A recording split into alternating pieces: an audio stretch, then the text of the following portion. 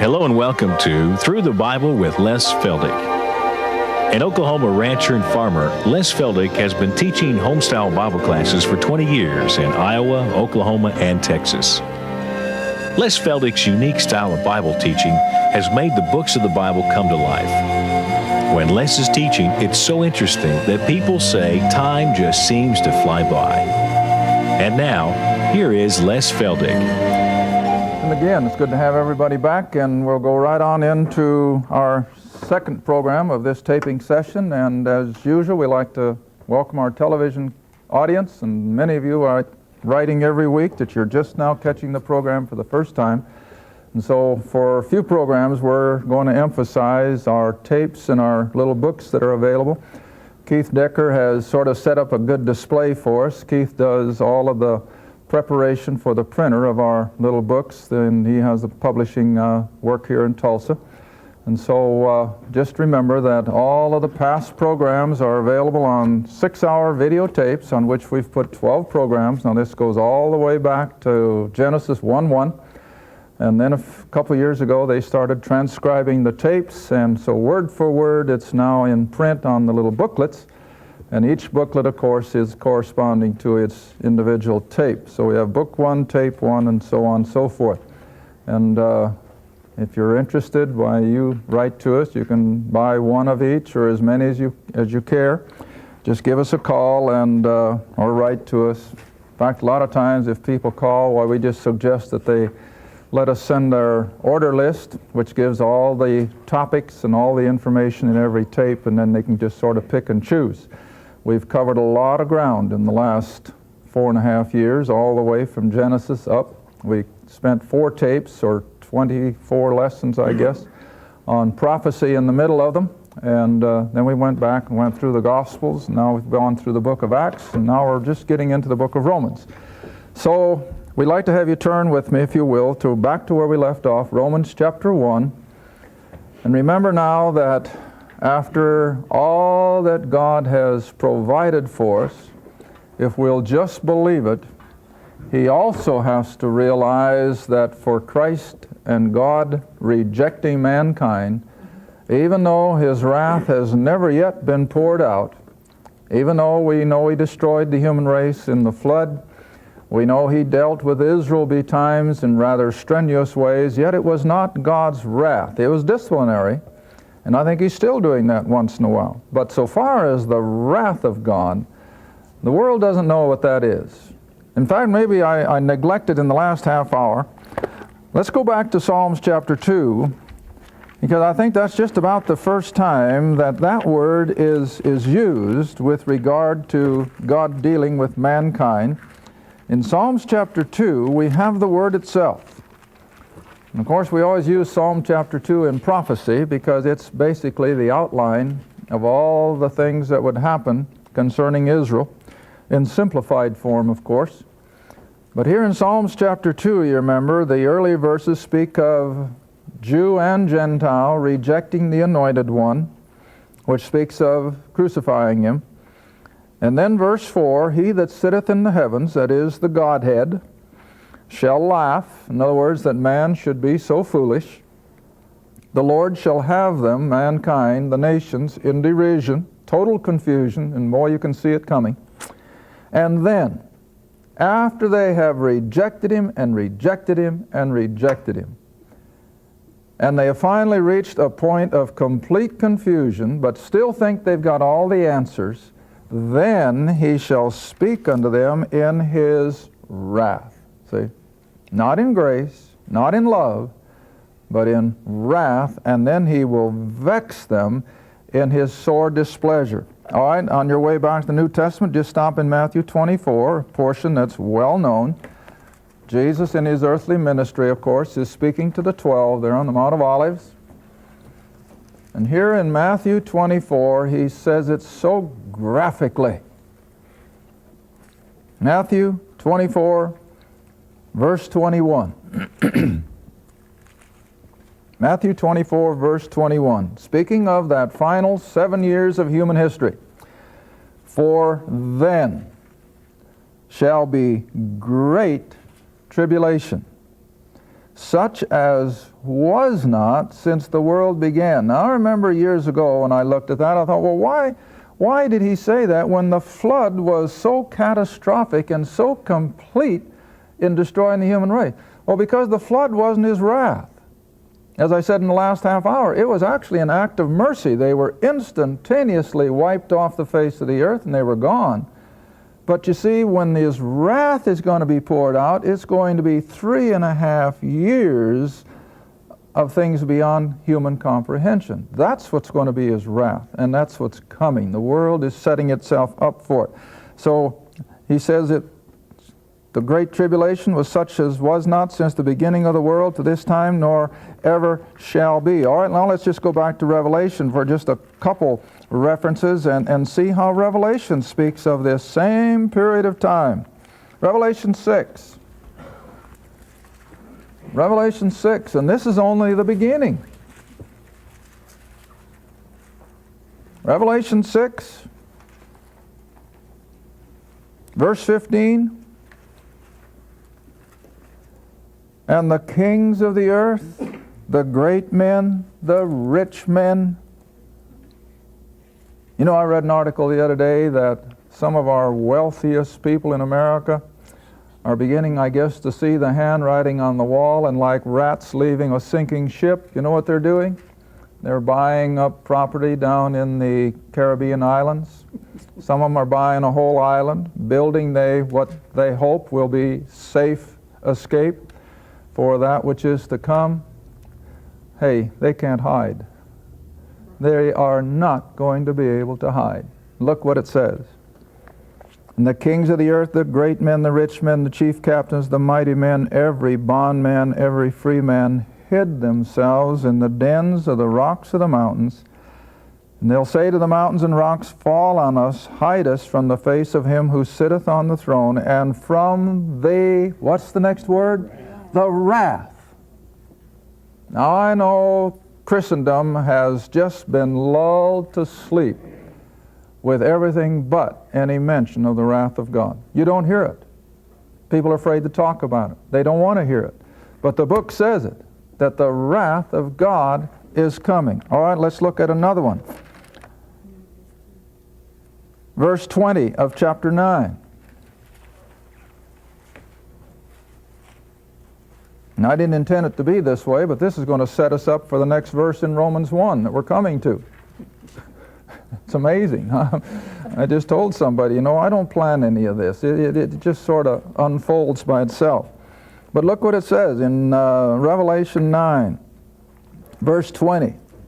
After all the death and destruction that has already taken place up to this point in time, the rest of the men who were not killed by these plagues yet repented not of the works of their hands, that they should not worship demons and idols of gold and silver and brass and stone and wood, which can neither see nor hear nor walk.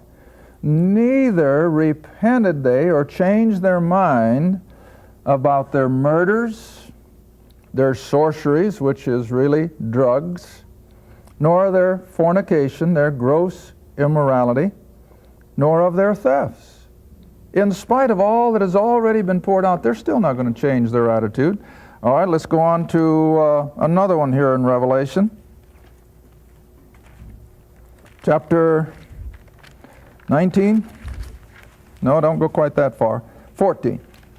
14. Revelation 14.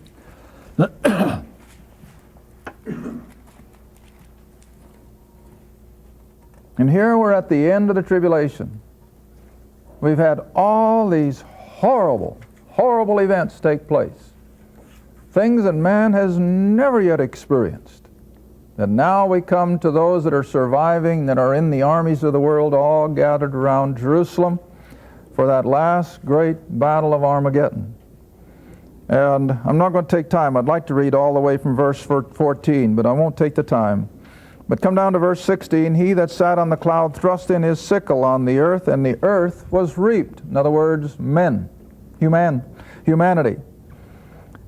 And another angel came out of the temple which is in heaven, he also having a sharp sickle. And another angel came out from the altar who had power over fire, and cried with a loud voice to him who had the sharp sickle, saying, thrust in thy sharp sickle and gather the clusters of the vine of the earth, for the grapes are fully ripe.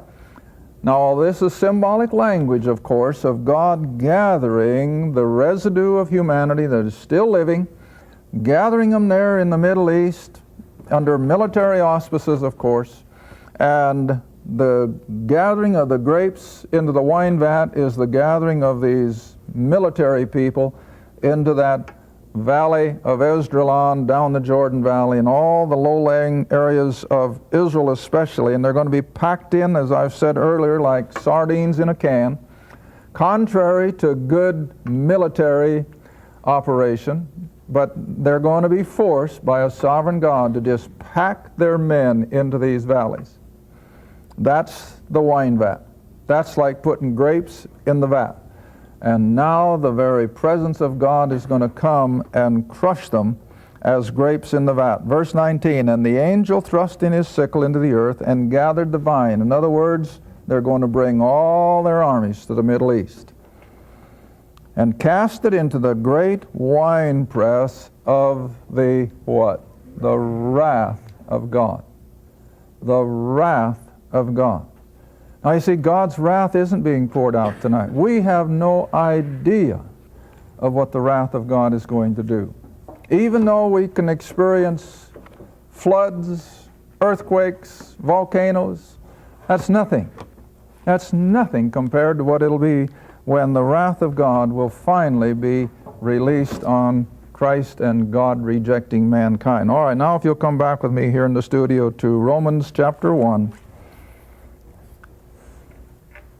We left off in verse 22, where ungodly men, men without faith, professing themselves to be wise, became fools. And I showed you what a fool was according to Scripture. He's the man or the woman who says no to what God says for us. And that is so typical. You know, whenever I look at verse 22 of Romans 1, I'm always reminded, and I've shared it with my classes for over 20 years, I can't help but always think of the Warren Supreme Court. You remember when the ex-governor of California became the Chief Justice of the Supreme Court? The biggest catastrophe that ever hit the United States of America. Because see, out of that Warren Supreme Court came so many decisions that just wrecked our Christian fabric. The most notorious one, of course, is giving the criminal more rights than the victim. I don't remember the name of the law, but that came out of the Warren Supreme Court. I think Roe versus Wade, opening the door to abortion. I think it was still part of the Warren Supreme Court. Taking prayer and God out of the schools was all precipitated by the Warren Court.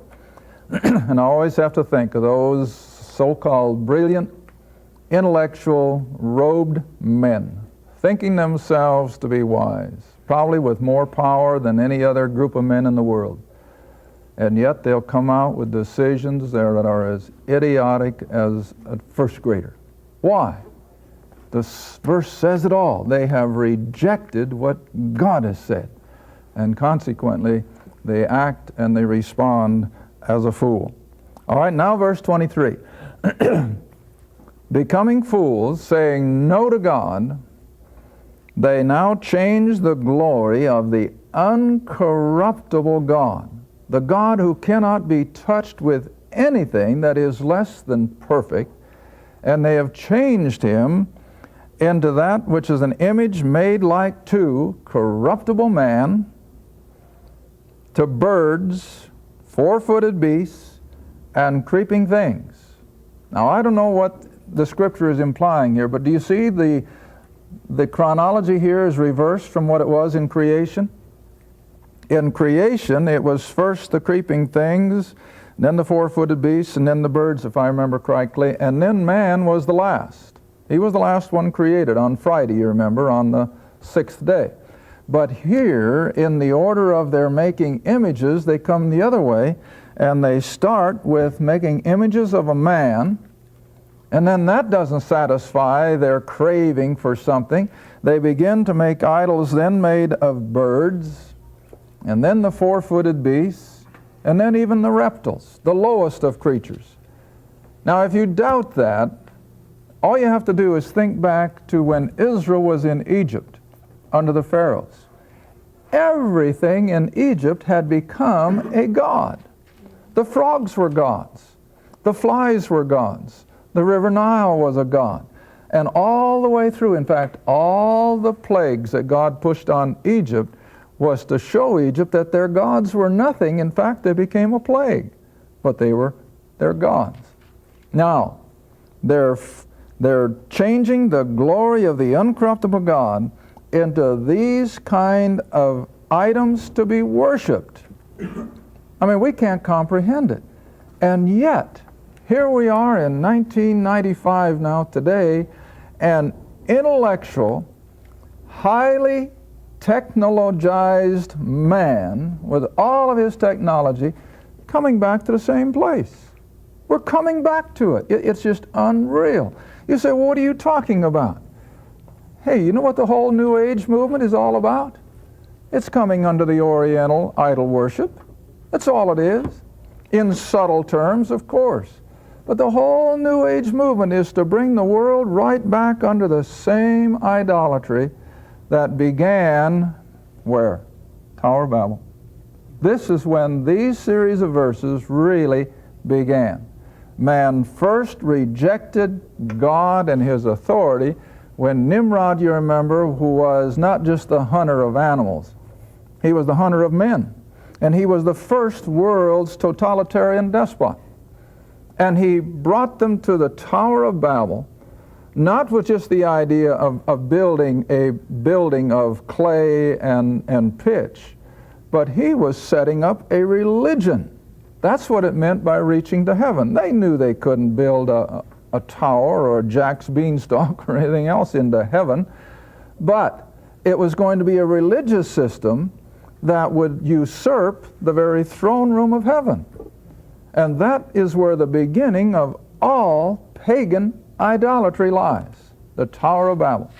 And that's where they began to worship then all very... See, you want to remember, before the flood, there is never an instance of idolatry.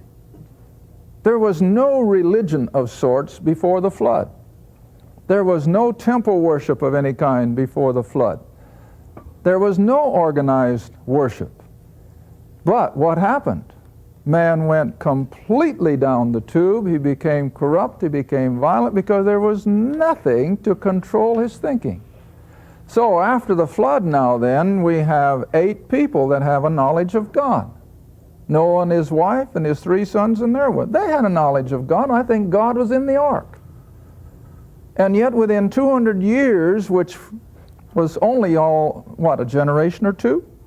Yet within 200 years, that expanding population coming from those 8 people are now gathered around the Tower of Babel and ready to embrace pagan worship. Isn't it amazing? What are they doing? They're refusing to listen to what God said. And so here's where I think these series of verses now have their beginning. All right, now then, I haven't got much time left again. It's always running away from me. You come down to verse 24. And the word is wherefore. Most of you now know what wherefores do. They point you right back to where you just come from. So as a result of everything we've said now about these last 3 or 4 verses, concerning the fact that they had a knowledge of God, all they had to do was look up into the heavens and they could see the proof of it. They had not only the knowledge of the heavens, but they had begun with Noah and his sons who had a full knowledge of God. And yet within just a couple generations, they are now ready to follow a humanist who is now setting up pagan worship. And they fall for it. Hook, line, and sinker. Why? Because the old human nature is bent to rebel. And as we go through these coming verses, I don't think we'll get very far now in this 30 minutes, but in the next 2 half-hour programs at least, maybe more, I always like to impress upon anybody I teach, don't look down your nose at these people, because but for the grace of God, you and I would be no different. Always remember that. But for the grace of God, you and I would be right in the middle of what's going to be described in these next verses. And that's sobering. And if I have people listening to me who may be in some of these situations, I'm not looking down my nose at them. I know that for the grace of God, I could be where they are. But by the grace of God, they can also be where I am. And that's the beauty of it. All right. Wherefore, God also gave them up to uncleanness. Now, that doesn't sound right, does it? That sounds like a play on words. You think he gave them up to something better. No, he didn't. He gave them up to a lower lifestyle than what they began with. And it's the same way. I'm going to go back to Pharaoh again. Every time Pharaoh rejected, a plague came that was worse than the one before. So that when it was all finished, his great and mighty Egypt was a shambles. And it was because of his own arrogance. And the human race is doing it over and over and over. All right? So we're going to start here with the Tower of Babel, and we're going to see the decline of the human race from the Tower of Babel until finally God had to say, well, I'm going to call out one man, and I'm going to do something different. That would be the call of Abram. We're going to see the nation of Israel as well start on that high plane with a knowledge of God. But even that nation, under the very auspices of the Creator God, where'd they go? Down, down, down, down, until finally God would have to say, there's no remedy. There was no remedy because they had gone so far. I think you see the same thing happen periodically in various empires, various nations, where they may begin with a high level of spirituality and knowledge of God, but they degenerate. They degenerate. I think after the Reformation, Europe was aflame with the Word of God. Those great men of the Reformation who literally fill our history books, at least before political correctness took them out, but great men of God covered all of Europe. But what happened? Europe went the same track, down, down, down, until finally I told somebody the other day, they didn't seem to believe me. I said, look, when you go back and you analyze society in Europe prior to World War II, they were as rotten then already as we are today. A lot of people don't realize that. Europe had already become almost destitute of Christianity by the time World War II rolled around. And then I always like to go to the British Empire. Now, a lot of people don't like history as well as I do, but I try to get their interest cultivated. But you see, the British Empire, so great that the sun never set on it. You know what that meant? From Great Britain, you crossed the Atlantic, and they had Canada in their domain. From Canada, before the sun set, Australia was in it. By the time you came away from Australia, you had Singapore and Burma. All of that was part and parcel of the British Empire. They had the whole Middle East under their control. And by that time, of course, you're back home in England. So the sun never set on the British Empire. Great Britain was the author and the beginner of foreign missions. The very first foreign missionary that went to the Orient was William Carey, coming out of England. England was the very hotbed of biblical scholars. But what happened? Down, down, down. And I usually like to give the illustration. I'll probably get some flack on this. Just to show you how far they were slipping and how fast they were slipping, they gave birth to the Beatles. Isn't that right? The Beatles, which I think was the trigger to, again, the destruction of our social fabric. Oh, they created beautiful music. I won't ever take that away from them. But I always have to be reminded, and I think I shared it with one of the class the other night. I remember reading when the Beatles first came to America, and this reporter was interviewing John Lennon. And they asked him, how do you write such beautiful music? And there was. The Beatles came out with some beautiful music. I'll never take that away from them. Well, what do you suppose his response was? He says, I'm inspired. Well, the guy says, no doubt. But he says, what do you mean? He says, I'm inspired by Satan. And that was in a news magazine. I read that with my own eyes. I mean, I'm not pulling that out of the woodwork. In fact, before, I think he was the one that was assassinated, wasn't he? Wasn't John Lennon that they shot? Just shortly before that, he was also being interviewed, and he repeated it. He repeated it, that they were inspired by Satan. Well, that's exactly what has happened, see? So Great Britain went from that eminence all the way down to where today, what's Great Britain in the family of nations? A nobody. Their empire is gone. They've been struggling economically and every other which way. Spiritually, they're practically dead. But this has been the track of human race ever since the Tower of Babel. All right.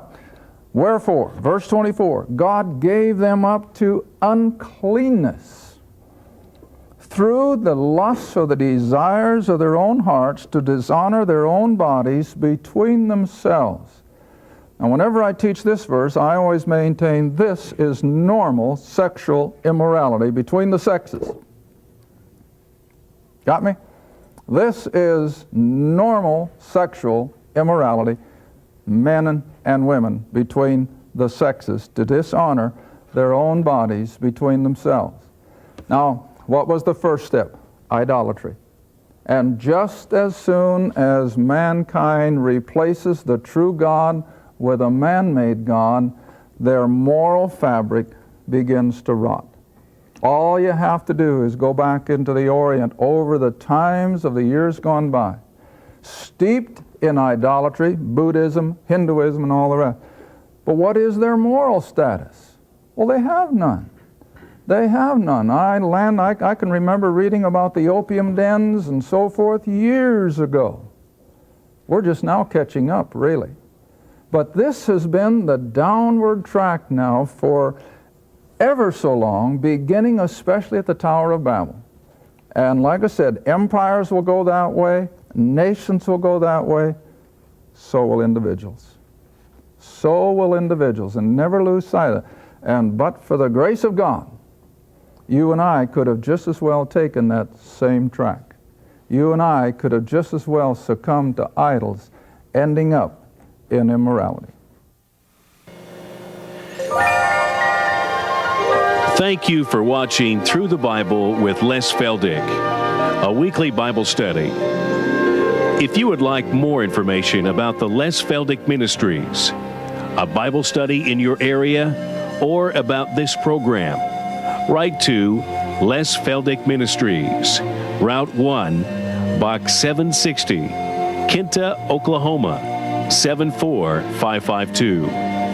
That's Route 1, Box 760, Kinta, Oklahoma, 74552. Through the Bible with Les Feldick is viewer supported, and your gift is appreciated.